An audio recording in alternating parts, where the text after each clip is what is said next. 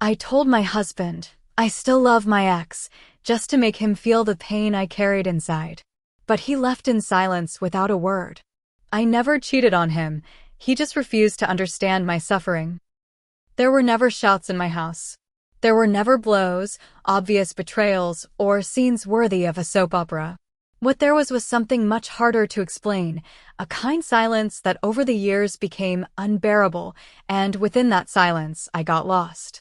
Tomas was everything any reasonable woman would desire: hardworking, patient, faithful, one of those who never forgets your favorite coffee or important dates.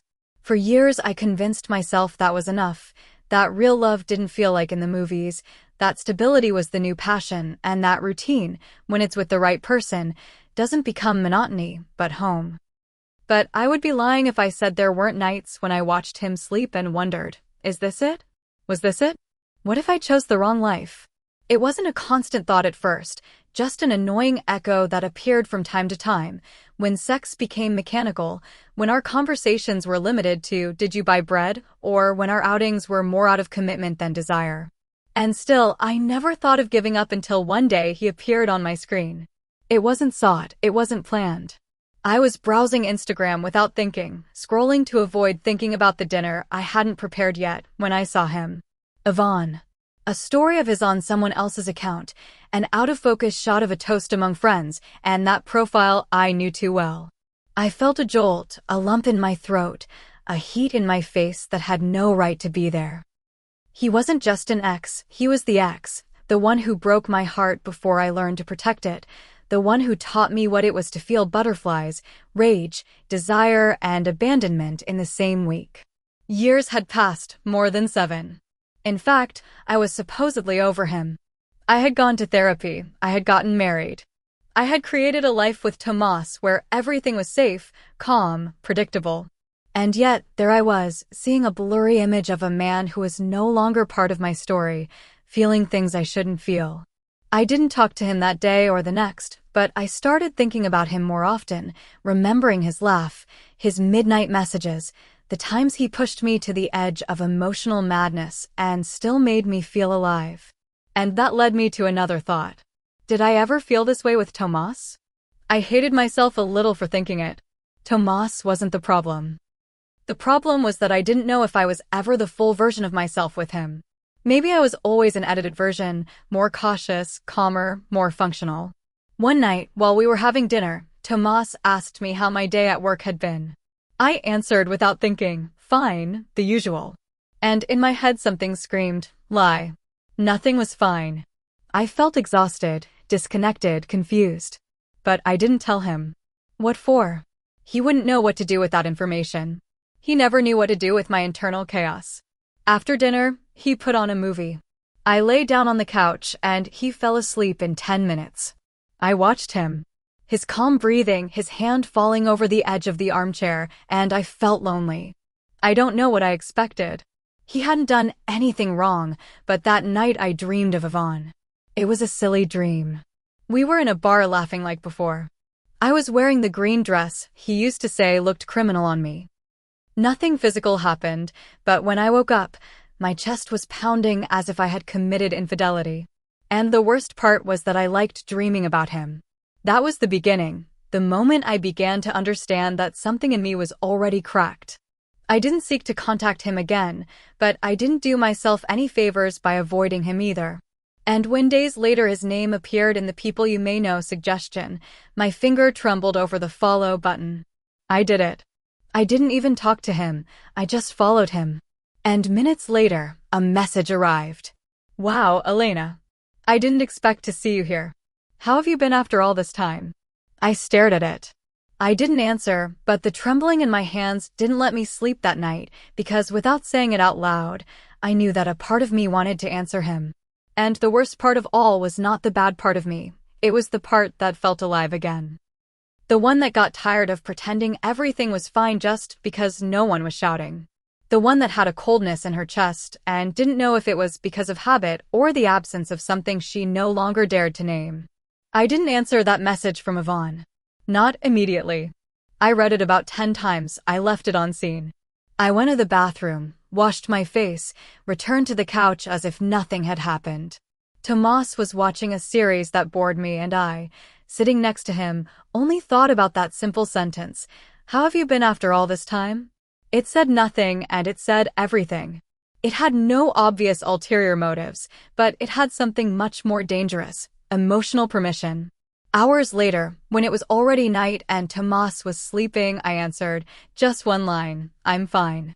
How strange to see you here." Minutes later, 3 dots. He was writing, "Strange for you. I looked for you a few times. I thought you didn't want to hear from me anymore."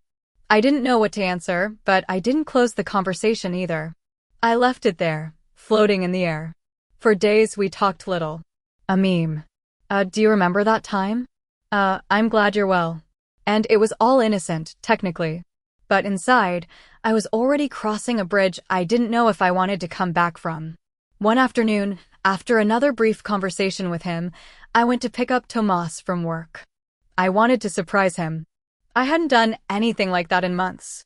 We went to our favorite restaurant, the one from the early years. I ordered the pasta I always ordered. I laughed at a silly joke of his, and for a moment I wanted to hold on to that idea. We're still fine. This can be saved. Until my phone rang. A message. I checked it without thinking. Ivan, today I dreamed that I went back to Salta, where we kissed for the first time. You were the same or better. I didn't answer. I turned off the phone, but the magic of the dinner evaporated. Not because I wanted to be with Ivan, but because I wanted to be with Tomas, and I couldn't. That hurt me more than any forbidden desire. A few days later, Laura, my best friend, sent me an audio. I don't know if it was intuition or simple coincidence, but her voice had an edge. "Elena, tell me one thing. Are you okay with Tomas?" "I don't know, you seem strange, distant." I lied. "Yes, everything's fine, just a lot of work. You know."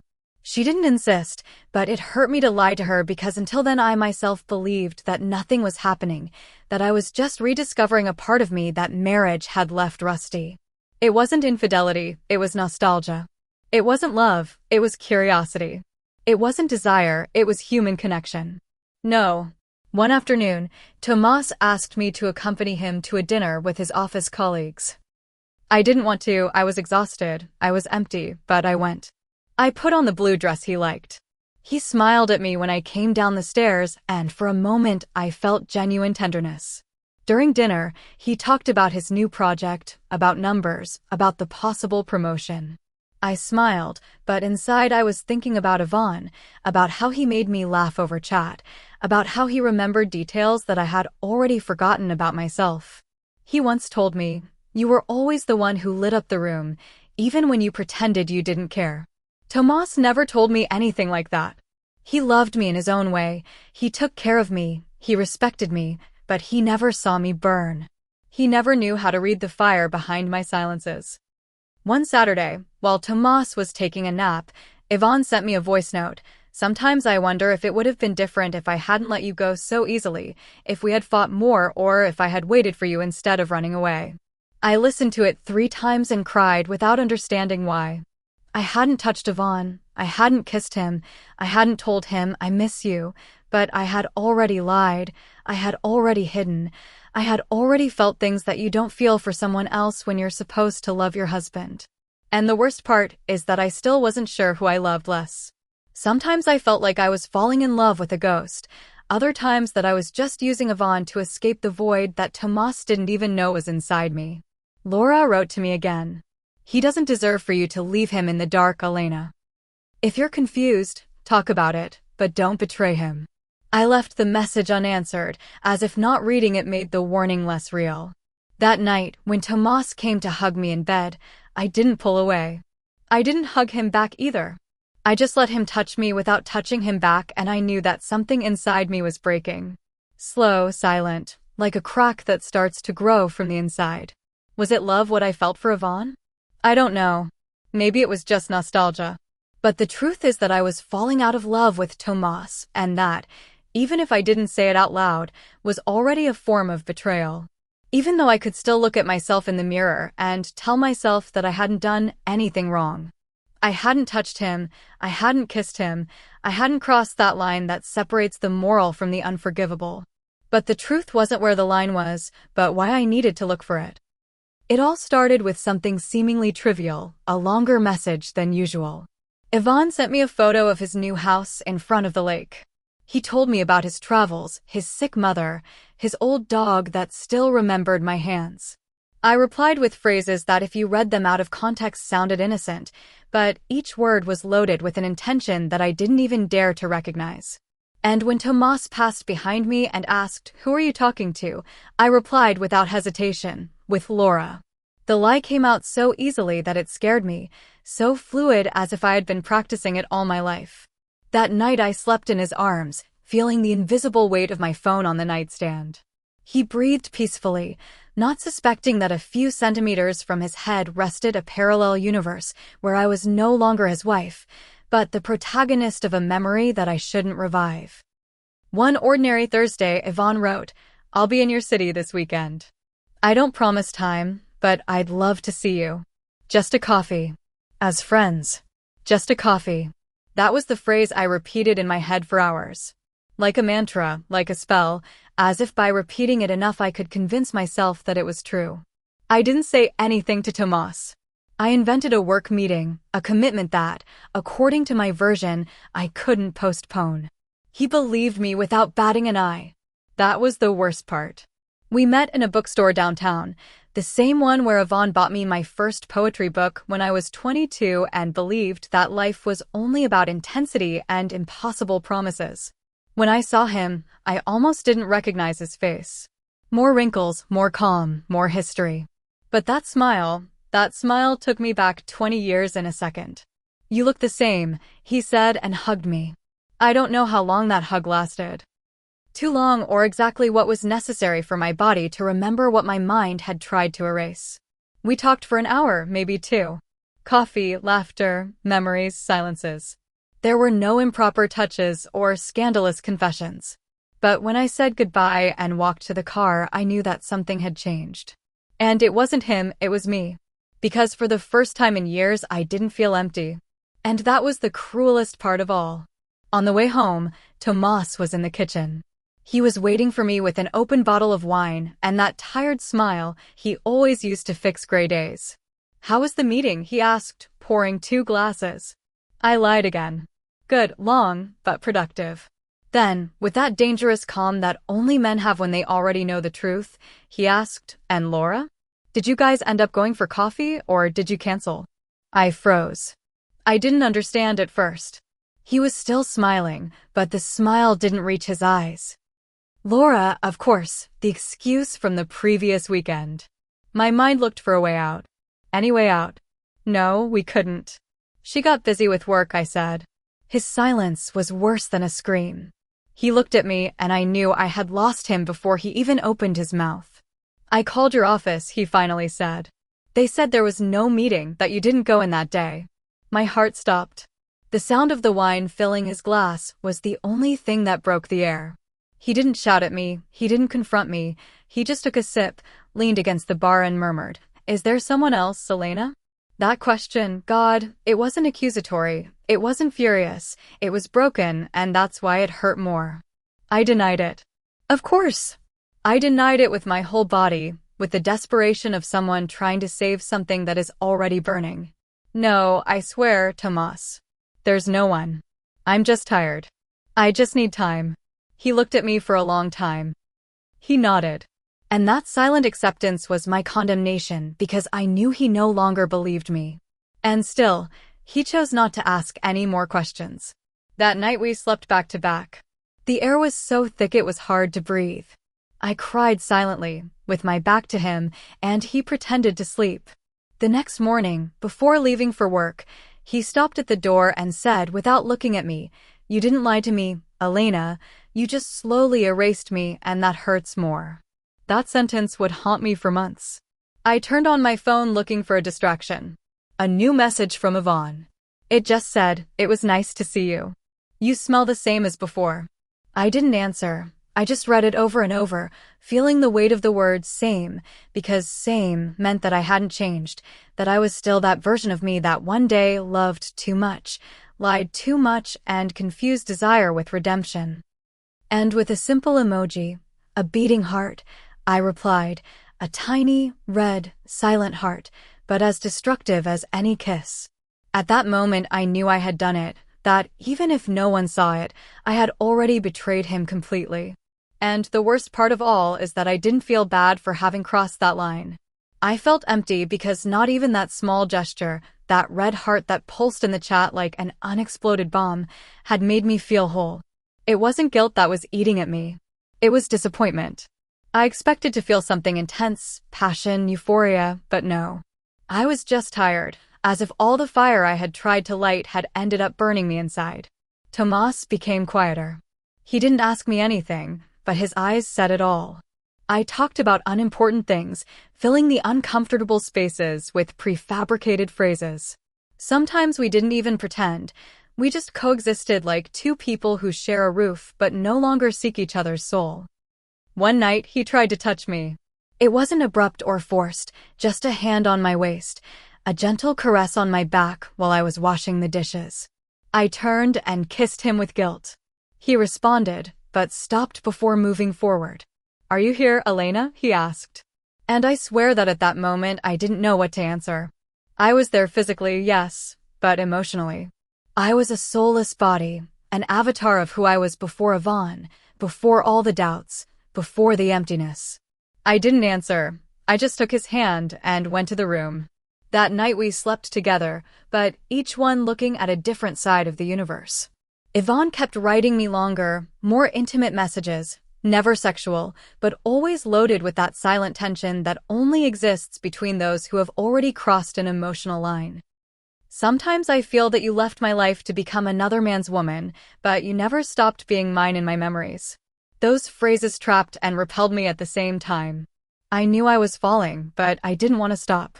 Not because I loved Yvonne, but because I didn't know how to keep loving Tomas without losing myself. One afternoon, Tomas waited for me with a bouquet of flowers. It wasn't our anniversary, it wasn't my birthday, just a gesture, one of those that used to make me smile like a child.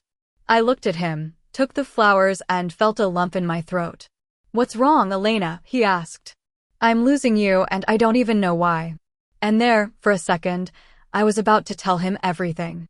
The messages, the coffee, the red heart, the guilt, the anger, everything, but I didn't. "I'm confused," I told him. And it was the most honest I had been with him in months. Tomas looked down, sighed and murmured, "I love you, but I don't know how to compete with something I can't even see." I didn't hug him. I didn't cry, I just nodded and went upstairs with the flowers in my hand. I threw them in the laundry room and hated myself for doing it. That night I dreamed of Yvonne again. This time there were no kisses or romantic scenes. We were just sitting face to face, in silence. I was crying, he was looking at me and saying nothing. When I woke up, I felt a sadness so deep that it hurt me physically, and there I knew it. My heart was no longer speaking. It didn't say yes, it didn't say no, it just kept silent. The kind of silence that precedes the decisions that change everything. The next day, Clara, Yvonne's sister, wrote to me. We were never close, but we always got along. Her message was short, urgent. "Call me as soon as you can. It's about Yvonne." My chest froze. I don't know why, but I knew something bad had happened. I called right away, and her choked voice confirmed what I feared. Yvonne had had an accident. Nothing fatal, but serious. Motorcycle, wet road. He was in the hospital. Only she didn't know who else to notify. And in that instant, I didn't think about anything else. Not about Tomas, not about the lies, not about what was right. I just felt an almost irrational need to be there. I ran to get my keys. Tomas came into the house just as I was putting on my coat. "Where are you going?" he asked. I didn't look at him, and for the first time I didn't know what excuse to invent. Then, for the first time in months, I told the truth. Yvonne had an accident. He's in the hospital. I have to go. Tomas said nothing. He looked at me for a few eternal seconds and said with a voice I had never heard him use before, "Do you want me to take you?" That simple sentence broke me inside. Not because it was kind, but because I understood that he was no longer fighting for me. We got into the car in silence. The drive was short, but it felt eternal. I looked out the window, trembling, and Tomas just drove without music, without questions, until a few meters from the hospital he stopped at a traffic light and, without looking at me, said, "What does this mean to you, Elena?" My head screamed, "Tell him it's nothing." My body begged to tell him that I love him, but my heart said nothing. And then, without thinking, I said it. The sentence that would destroy everything. The truth that I could no longer hide. I still love him. I didn't say it with anger. I didn't shout it. I didn't vomit it like a truth that had been stuck in my throat. I said it softly, almost with shame, as if confessing a crime in the middle of committing it. As if I still hoped that by just saying it, someone could explain to me what to do with it. Tomas didn't answer, not a gesture, not a sigh. He just squeezed the steering wheel a little tighter and looked away at the empty road. I felt like I had just killed him with those 4 words, but it was worse than death, because he was alive and fully aware that he had just been replaced by a ghost. I don't know why I said it. I tried to murmur with a broken voice. Nothing, not a word. The light turned green. Tomas didn't move. The car behind us honked once, then again. He squeezed his eyes shut, turned right, and parked on a dark street. He turned off the engine, and there he looked at me. Not with hatred, not with tears, just with a sadness so deep that it made me shrink inside. "Since when do you know?" he asked. I swallowed. "I don't know. I'm not sure." It's like I never stopped feeling something, although I didn't know it was still there until he reappeared. "And what's left for me then?" he whispered. "I was just the break between your tragedies." That blow was harder than any scream, rawer than any reproach. I didn't know what to say. I just opened my mouth, hoping that something decent would come out of it, but my heart was still mute. "Did you sleep with him?" "No, I swear, not physically." "And what does that change?" Silence. "Are you going to go with him?" he insisted with a voice that was breaking, although he tried to remain firm. "I don't know, Tomas. You still love him, and you don't know if you're going to go with him. It's just that I don't know what I feel. I don't know if I really love him or if I just miss the person I was when I was with him." And there, for the first time, I saw him cry. Silent tears, without gestures, without weeping, just a few drops that ran down his cheeks on their own, betraying him.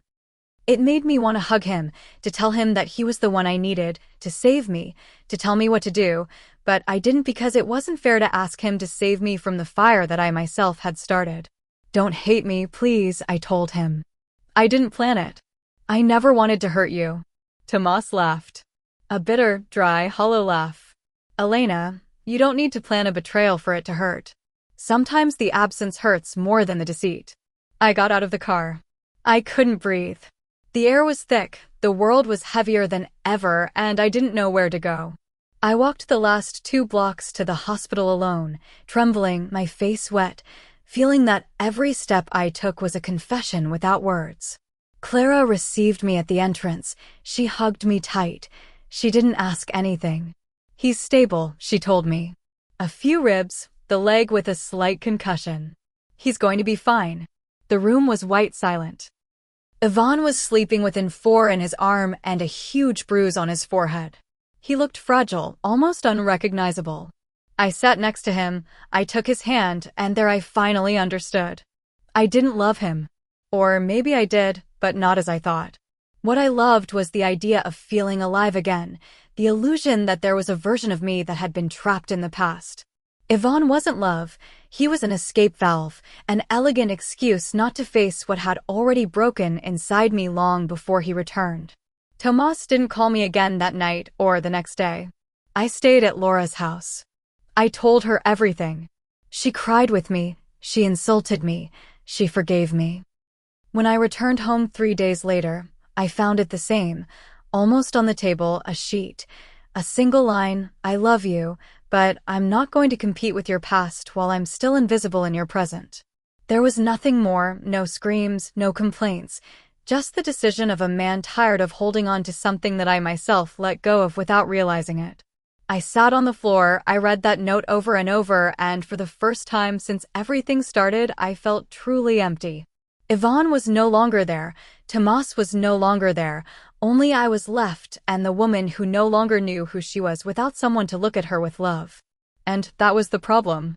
It wasn't that I didn't know how to be alone, it was that I felt lonely even when you were by my side. After that night, after I confessed that I still loved Yvonne, you didn't shout at me, you didn't ask for explanations, you just left without a fight, without drama, without trying to stop me. And although I know I deserved your silence, it also hurt that you gave up so easily. I didn't see Yvonne again, not because I regretted choosing him in my head, but because I understood that he was never real. He was just the perfect excuse to escape the void. A reflection of what I once felt, not a future to run to. I failed you. I know. I'm not looking for excuses, but you also failed.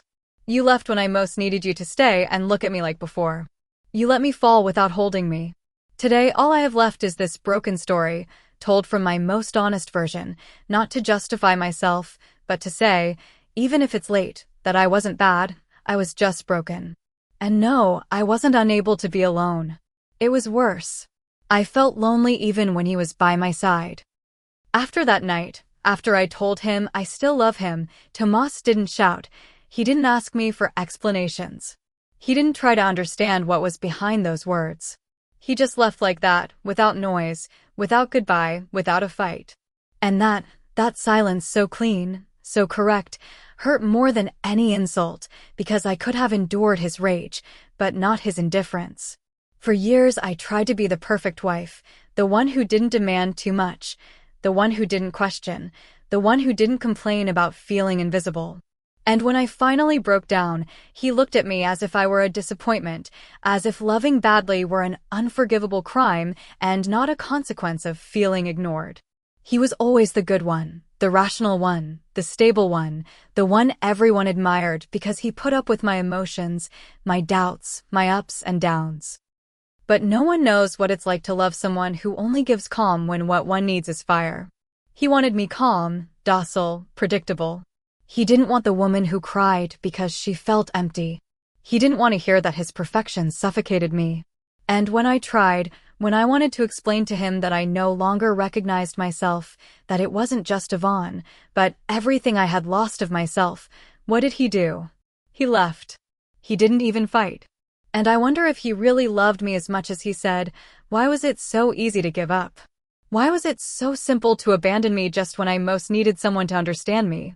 They say I was selfish, and yes, maybe I was, but he was too, because he only thought about his pain, not about what led me to do it. He only saw the betrayal, not the loneliness that preceded it.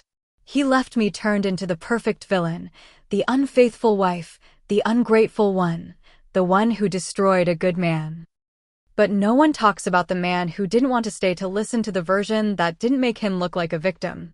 Tomas was always the type of person who prefers to leave before tarnishing his dignity. And that dignity, so well-ironed, so masculine, so proud, hurt me more than any fight. Because if he had had a little less ego and a little more love, maybe he would have understood that I didn't cheat on him out of desire, but out of desperation, that I wasn't looking for another body, but a voice that would tell me that I was still someone. I didn't see Yvonne again, not because I couldn't, but because it no longer made sense. What I looked for in him wasn't love, it was a reflection. It was the version of me that Tomas let die by force of silences. Sometimes I think I would have forgiven him everything if he had just said, I understand you. You're broken, but I can still love you like this. But no. Tomas chose to be the martyr, the right man, the one who doesn't get dirty, the one who prefers to lose rather than face the complexity of love. And in the end, that was his true cowardice. Yes, I betrayed him. Yes, I hurt him. But he also betrayed me when he left me alone in the middle of the abyss, when he decided that his pride was worth more than our story, when he erased me from his life without trying to understand mine. And now everyone says I'm the bad one, the one who ruined everything. Maybe I am, but I wish someone would ever listen to this part too. I didn't want to lose him. I just wanted him to look at me. And he, so perfect, so firm, so correct, never did. Comment 1. I'm sorry, but there's no justification for what you did. You could have talked to your husband, gone to therapy, done anything except bring an ex into the equation. That was emotional betrayal, and you knew what you were doing. Response: yes. You're right that I could have gone to therapy or said things sooner. I don't deny it. But when you feel invisible for so long, decisions no longer come from logic, they come from emotional hunger. Is it justifiable? No. Is it human? Yes. I'm not innocent, but I'm not a machine that acts perfectly under pressure either. Comment 2. Telling your husband that you still love your ex after everything he did for you is a brutal way to destroy someone. You killed him while he was alive, and then you played the victim. Response: you know what hurt me the most? That he heard me say that and didn't even argue with me. Not once did he ask me why. He just left. Yes, I hurt him. But I was also broken before. No one asked me why I got to that point. He didn't either. He just assumed I was the bad one and left. Comment 3. You weren't broken, you were just selfish. You wanted to feel desired again, and you used 2 men to fill your emotional void. That's not confusion, it's manipulation. Comment 4. Your husband didn't give up. He left because he understood that you had already left him a long time ago, you just didn't have the courage to say it. You let him wear himself out while you fantasized about someone else. Response: I didn't leave him. I just needed him to choose me again too. But he chose to be silent. He was always silent. He never asked me if I was still happy. And yes, I gave up emotionally, but he did too, only his was a quieter, more acceptable abandonment. Comment 5. This is not a sad story, it is a manual on how to ruin a stable relationship just because you got bored. The perfect man couldn't compete with your constant need for drama.